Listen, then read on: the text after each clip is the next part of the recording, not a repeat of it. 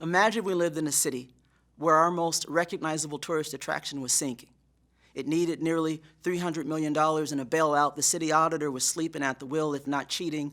Schools were shrinking because parents can't afford to raise their children there. And parking was so bad that families park blocks from home, toting groceries and children to the front door, and pray that in the morning they don't have a ticket they can't afford. We don't have to imagine any of that.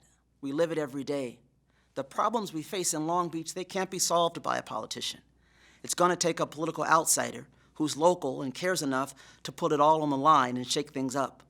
Well, I'm that guy. But a nice enough guy isn't the mayor you deserve. You deserve a mayor who won't only promise to listen to you, but who has no choice but to keep the promises he makes to you. My top opponents, they don't have to listen to you or keep promises. As long as they do the bidding of the big money and special interests that pay for their elections, then their seat is safe. That's how it's always worked here in Long Beach. But it's not how it'll work with me. I'll have to listen to you because there'll be no special interest for me to hide behind. There'll be no big money to shield me from the voice of the people. You see, there are two ways to win an election in Long Beach. There's money power or people power. Money power, it always leaves the people out. But people power, well, that's just, fair, and decent. Am I a Democrat? No. Am I a Republican? No. I'm an independent, and like you, I like to think for myself. Like you, I know that common sense answers for Long Beach can't be found in a political party, but must be hard-won through a selfless and righteous political shakeup. I'm that shakeup. My name's Franklin, and I'm not asking you to vote for me.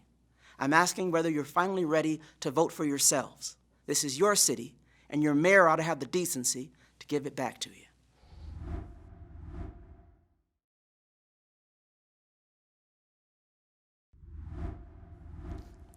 Now, I've got to be honest with you. Rents are rising in Long Beach not because of the pandemic, but because elected officials have thrown locals under the bus in exchange for political donations.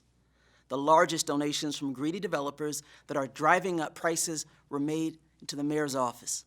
So on day one of my election, Long Beach families will have a mayor at the negotiation table with developers who hasn't sold out.